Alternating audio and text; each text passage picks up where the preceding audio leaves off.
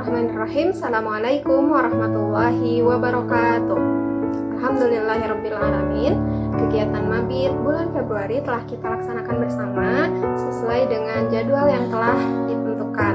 Terima kasih untuk anak-anak ibu yang sudah mengikuti agenda demi agenda dengan baik.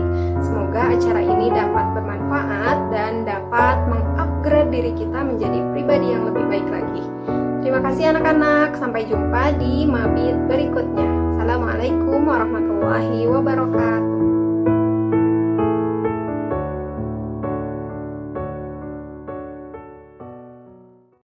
Barusan sudah berbicara tentang cinta dan kasih sayang, ya. Perlu disampaikan bahwa cinta dan kasih sayang ini merupakan fitrah atau anugerah dari Allah Subhanahu wa taala yang diberikan kepada kita sebagai makhluk ciptaannya, sebagai manusia, ya. Nah, hajatul udawiyah disebutnya. Lalu yang kedua ada kebutuhan naluri. Manusia tidak bisa memenuhi kebutuhan lapar, haus, sehat, menghirup udara, dan lain-lain. Dan naluri tadayun, poinnya kecenderungan manusia untuk beribadah kepada Allah.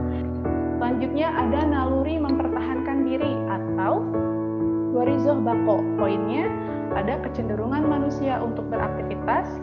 Oke, selanjutnya ada naluri melangsungkan keturunan atau warizoh na'u. Kebutuhan manusia itu ada dua, yaitu naluri dan jasmani. Oke, anak, kebutuhan jasmani dan naluri ini termasuk naluri seksual. Jika dibiarkan saja berjalan secara alami, tentu akan mengalami banyak sekali kekacauan. Ini dia contohnya. Ya, akibat cinta tidak diatur Islam. Oke, akibat cinta tidak diatur Islam maksudnya tidak sesuai dengan syariat Islam. Yang pertama contohnya ada married by accident. Ya, ini maksudnya perselingkuhan, ya. Perempuan yang menikahi seekor anjing karena dia menganggap bahwa laki-laki itu sudah buruk. Ya, dia menikahi arwah pacarnya. Menikah dengan pengantin barunya, tetapi sebuah bantal gitu ya, na'udzubillah min dzalik, menikahi manekin, yang menikahi menara Eiffel. Oh my god, ini contoh nyata ya teman-teman, na'udzubillah min dzalik.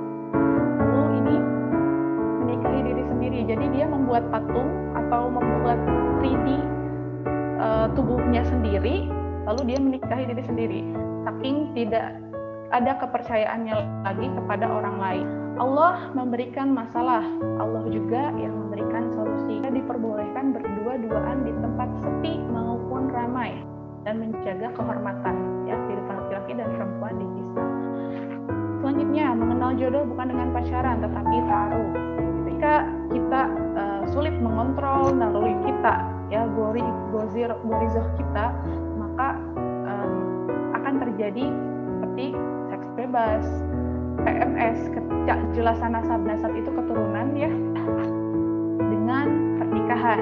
Ya, Islam memberi porsi yang tepat untuk menyalurkan naluri tersebut, yaitu dengan pernikahan. Dan menghindari kekacauan yang tadi, Valentine's Day-nya atau katanya hari kasih sayang. Nah, biasanya Valentine's Day itu identik dengan warna. Yang pertama, ya, identiknya dengan warna, yaitu warna merah jambu atau pink.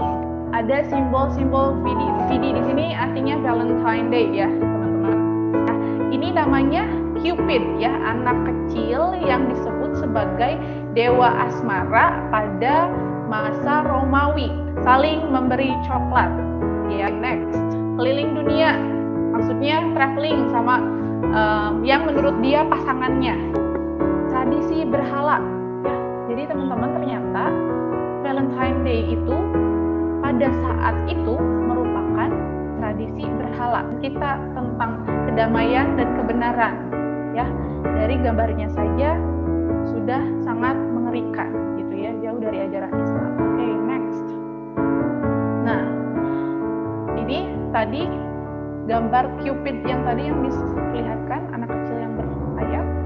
Lupercalia diyakini sebagai nama lain dari dewa Pan, Namruz, yang menikahi Dewi Aphrodite yang melahirkan anak rupawan yang dinamakan Eros atau Cupid, yang dianggap sebagai dewa cinta yang selalu membawa panah cinta. Itu yang mereka yakini, ya. Sebagai umat Islam dilarang Ya, dilarang mengikuti, menyerupai. Yang pertama, belajar Islam. Ya, belajar agama, ya, karena agama kita Islam, alhamdulillah, ya, maka kita harus mempelajarinya. Berdakwah. Nah, ini ya, Pak Eko sering memberi nasihat kepada kita, sampaikanlah walaupun satu ayat. Oke, thank you teman-teman semuanya. Materinya sudah selesai.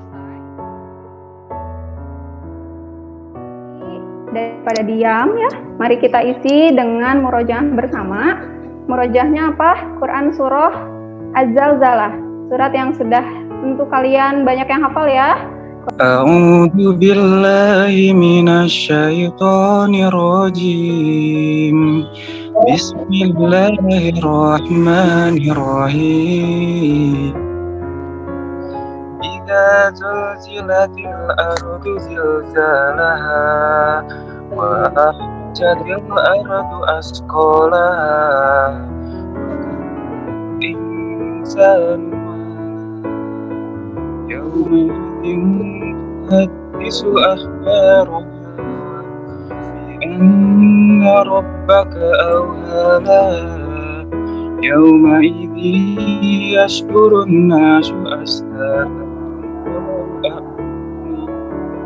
وَمَنْ يَعْمَلْ مِثْقَالَ ذَرَّةٍ خَيْرًا يَرَهُ وَمَنْ يَعْمَلْ مِثْقَالَ ذَرَّةٍ شَرًّا يَرَهُ. Shadaqallahul azim. Assalamualaikum warahmatullahi wabarakatuh. Mari sama-sama untuk merenungkan sejenak, apakah kita bermanfaat hidup di dunia ini, apakah kita benar-benar menjadi manusia yang baik hidup di dunia ini, atau hanya sekedar sia-sia saja hidup di dunia, dan kemudian nanti ketika kita kembali berpulang ke pangkuannya, apakah kita menjadi manusia yang bisa masuk surga atau tidak. Nyatanya di awal tahun 2021 saja, kemarin Bapak sudah hitung beberapa kali terjadi di Indonesia saja bahwa kita sudah banyak kejadian apa saja yang menimpa manusia yang tidak dikehendaki. Kemudian musibah itu antara lain ada yang misalnya musibahnya itu ada bisa musibah sedang sakit, kemudian kalian sedang usaha misalnya merugi, kehilangan barang, kehilangan orang-orang yang kalian cintai. Yang pertama yaitu adalah sebuah ujian bagi keimanan dan kesabaran seseorang. Ini merupakan keniscayaan dalam hidup. Nah, di sini ada surah Al-Ankabut ayat 2-3.